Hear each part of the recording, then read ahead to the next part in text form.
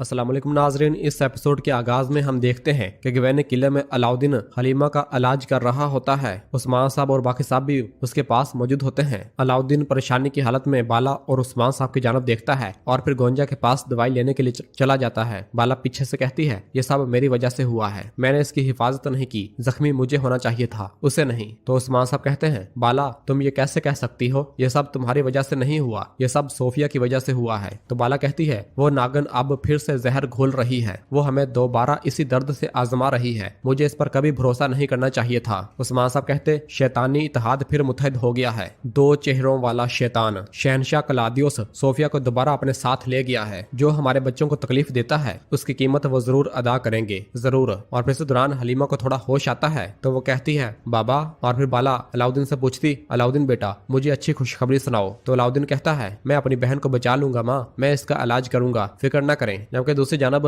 मोदोर्नो किले में एक सिपाही खवातीन से जबरदस्ती काम करवा रहा होता है और फिर तकफूर वहां आकर कहता है, जो बच्चे हथियार नहीं उठा सकते वो सिपाहियों से लड़ेंगे, खवातीन और बुजुर्ग गोला बारूद लेकर जाएंगे। और फिर कमांडर सिपाहियों से कहता है, ये अहमक जो काम नहीं कर सकते और सिर्फ रोते हैं, ये जंग में सबसे आगे होंगे, मरने से पहले इनको फायदेमंद बनाओ। जबकि तुरान और बुरान भी बाजंतीनी लिबास जेबतन किए एक लकड़ी उठाए आगे बढ़ रहे होते हैं। और फिर बुरान तुरान से कहता है, भाई मैंने कभी ऐसे लोग नहीं देखे जो अपने ही लोगों के साथ ऐसा जुल्म करते हैं। तुरान कहता, जल्द ही ये कुत्ते मर जाएंगे, आओ पहले इनकी कमजोरी तलाश करें। बुरान कहता, चलो ढूंढते हैं, चलो इसे ढूंढते हैं। और फिर इस दौरान बुरान को दीवार के अंदर एक छोटा सा रोशनदान नमा सुराख नजर आता है तो वो तुरान से कहता है, भाई देखो उधर देखो। तुरान भी जब वहां देखता है तो बहुत खुश होता है और वो सब आगे बढ़ जाते हैं। और फिर रात के वक्त गवेनक के किले में उस्मान साहब कोजा साहब से कहते हैं, कोजा साहब क्या गवेनक में निजाम बहाल हो गया है, यूनानी अवाम का क्या हाल है। कोजा साहब कहते हैं, हमने इन जगहों को दोबारा तामीर किया है जो जलकर तबाह हो गई थी मेरे हजूर। हमने ताजरों से बात की, उनके मसाइल सुने और उनकी जरूरियात पूरी की। हमने ताजरों से बात की, उनके मसाइल सुने और उनकी जरूरियात पूरी की। उस्मान साहब कहते हैं, ए वल्लाह। हसन साहब कहते हैं, अवाम ने इतना जुल्म सहा है कि वो इंसाफ के लिए तरस रहे हैं मेरे हजूर। उस्मान साहब कहते, पहले गवेनक, फिर मोदोर्नो, फिर वो जमीनें जो कुफार के कब्जे में हैं, सब जुल्म से निजात पाएंगे इंशाल्लाह। हम कल रवाना होंगे। कोजा साहब कहते, अल्लाह के हुक्म से मेरे हजूर। और फिर उस्मान साहब बाला से कहते हैं, बाला असल फर्ज तुम्हारा है, गवेनक तुम्हारे पास अमानत है। बाला कहती, जैसे आपका हुक्म मेरे हजूर, गवेनक में इंसाफ का राज होगा, मजलूमों की आवाज सुनी जाएगी। उस्मान साहब कहते, कैदियों और लोंडियों का ख्याल रखना, जो लड़कियां शादी करना चाहती हैं वो हमारे सिपाहियों से शादी करेंगी। हम इस सरजमीन पर नया निजाम लाएंगे, हम नौजवान सिपाही और बहनों की शादी के लिए एक फाउंडेशन कायम करेंगे, इस तरह हर घर रियासत का सतून होगा। कोजा साहब कहते, आपने अच्छा सोचा है मेरे हजूर, नस्ल का तसलसल ही रियासत की बका है। बाला कहती, मैं जल्द ही इस पर काम शुरू कर दूंगी मेरे हजूर। एक खानदान शुरू करना और नस्लों को बढ़ाना इतना ही जरूरी है जितना कि लड़ाई। अगर आप मुझे इजाजत दें तो मैं और बहनें ये बोझ एक साथ उठाएंगे, ठीक है। उस्मान साहब कहते, मैं तुम्हें सिर्फ इजाजत नहीं दे रहा हूँ, मैं इसे तुम्हारे सुपुर्द कर रहा हूँ। रियासत का दिल मैदान जंग और ईवानों में धड़कता है, इसलिए जो बुनियाद हम कायम करेंगे वो हमारी अलामत होगी। कोजा साहब कहते, इंशाल्लाह मेरे हजूर। और बाकी साहब भी कहते हैं, इंशाल्लाह। और फिर दूसरी जानब मोदोर्नो किले में क्लादियोस एक चिट्ठी पढ़ते हुए कहता है, उस्मान ने गवेनक को करारगाह में तब्दील कर दिया है, कल वो वहां से निकलेगा और मोदोर्नो पर हमला करेगा। तो तकफूर कहता, उसे आने दो, मेरे सिपाही पहले से ज्यादा गुस्से में है, हम उसे कभी मोदोर्नो नहीं देंगे। और फिर सोफिया कहती है, जबकि तुम यहाँ उस्मान को तबाह करोगे, मैं गवेनक में एक बहुत बड़ी आतिश जलाऊंगी। एलेनिया को यगीद के करीब रखना सही कदम था। तो क्लादियोस कहता, वो तैयारियां मुकम्मल करने वाली है, वो यगीद को बगावत के बारे में भी आगाह करेगी। और फिर अपना खंजर निकाल कर नक्शे पर रखते हुए कहता है, ये शहर का सबसे दूर वाला हिस्सा है, यहाँ कचड़ा फेंका जाता है, इस खुफिया दरवाजे को सिर्फ हम ही जानते हैं, कल एलिनिया तुम्हें वहाँ से गुजारेगी। तो सोफिया कहती, इससे कोई फर्क नहीं पड़ता क्लादियोस,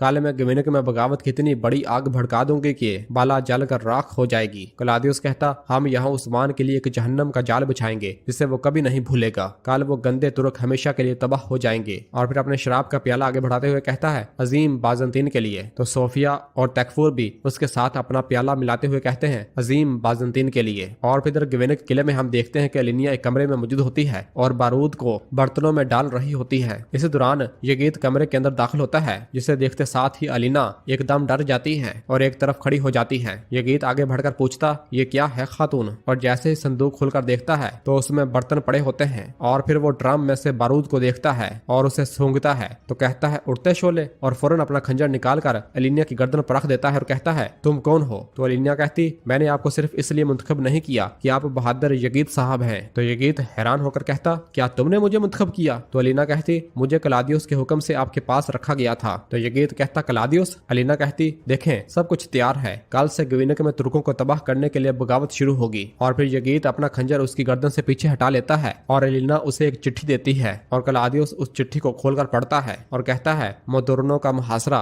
उस्मान के लिए ग्विनिक खोने का सबब बनेगा। और फिर दूसरे कमरे में बाला खातून हलीमा के पास बैठी हुई होती है और कहती है या रब मेरी औलाद की जिंदगी बचा, तू ही है जो जान लेता है और देता है। इसी दौरान उस्मान साहब कमरे के अंदर दाखिल होते हैं और पूछते हैं ये कैसी है, क्या ये बेहतर है? और हलीमा के पास बैठ जाते हैं। बाला कहती ये नहीं जाग रही उस्मान, इसकी सांसें बहुत कमजोर हैं, इसने अपनी खूबसूरत आंखें दोबारा ना खोली तो मैं क्या करूंगी? मैं एक बार इससे गुजरी हूँ, मुझे दोबारा इससे ना गुजारना मेरे रब। उस्मान साहब कहते चुप रहो बाला और फिर अपनी बेटी को पुकारते हैं और कहते हैं बेटी, मेरी बेटी हलीमा। तो बाला कहती बुरी सोचें मेरी सांसें रोक रही हैं, मैं बहुत खौफजदा हूँ। उस्मान साहब कहते चुप, ऐसा मत कहो, ये बहुत सी चीजों पर काबू पा चुकी है और इस पर भी काबू पा लेगी, फिक्र ना करो, ये भी तुम्हारी तरह जिद्दी है। बाला कहती ये तुमसे भी ताकत लेती है, तुम यहाँ इसके लिए हो, इसलिए ये जाग जाएगी, ये पहले भी ऐसा ही करती थी, जब इसे बुखार होता तो ये तुम्हारा नाम लेती रहती थी। उस्मान साहब बाला से कहते तुम जाओ थोड़ा आराम करो। बाला कहती नहीं मेरे हजूर, तुम सुबह मोदुर्नो में जंग लड़ने जा रहे हो, मैं यहाँ इंतजार करूंगी, तुम जाओ और आराम करो। उस्मान साहब कहते तुम्हें ग्विनिक और हमारे बच्चों का ख्याल रखना होगा, तुम जाओ थोड़ा आराम करो, मैं बाद में आराम करूंगा, फिक्र ना करो, ये ठीक हो जाओगी, चलो बाला चलो। बाला कहती ठीक है और उठकर वहां से रवाना हो जाती है। और फिर दूसरी जानब मोदुर्नो किले में बुरान और तुरान किले की छत पर आ जाते हैं और अपने हाथ में एक रस्सी भी लिए फिरते हैं। तुरान पूछता हम कैसे निकलेंगे? बुरान कहता हम शिमाल की तरफ जाएंगे भाई,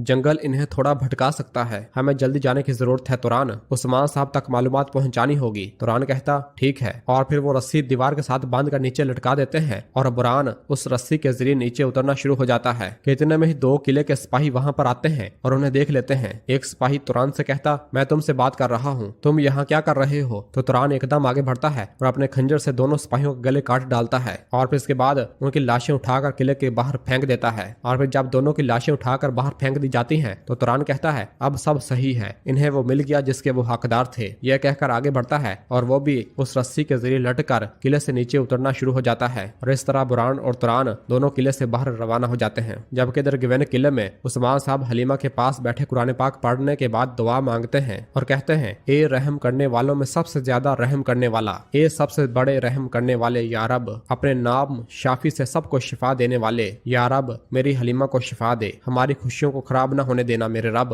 यहाँ तक के दिलों में गम मातम और तकलीफ के साथ हम तेरा नाम पूरी दुनिया में फैलाने के लिए लड़ेंगे। या रब मुझे और मेरी फौज को ताकत अता फरमा, मुझे दुश्मन के खेल को बर्बाद करने का मौका दे, तूने मुझे ग्विनिक को फतह करना नसीब किया। या रब मुझे अब मोदुर्नो पर फतह नसीब फरमा, हमें फतह नसीब फरमा या रब, आमीन या रब आमीन। और इसके बाद उस्मान साहब हलीमा को देखने लग जाते हैं और फिर इसके बाद अगली सुबह हो जाती है और हम देखते हैं कि उस्मान साहब तुरगत गाजी अपने सिपाहियों को लेकर मोदुर्नो किले की जानब अपने घोड़े भगा रहे होते हैं। और नाजरीन इसी जगह पर एपिसोड खत्म करते हैं, मिलते हैं बहुत जल्द अगली एपिसोड के साथ। वीडियो को लाइक कर दें और जिन दोस्तों ने अभी तक चैनल सब्सक्राइब नहीं किया वो जल्दी से चैनल सब्सक्राइब कर दें, बेल आइकन यानी घंटी वाले निशान को भी प्रेस कर दें ताकि आने वाले एपिसोड्स आपको आसानी मिल सकें। दुआओं में याद रखें। अल्लाह हाफिज।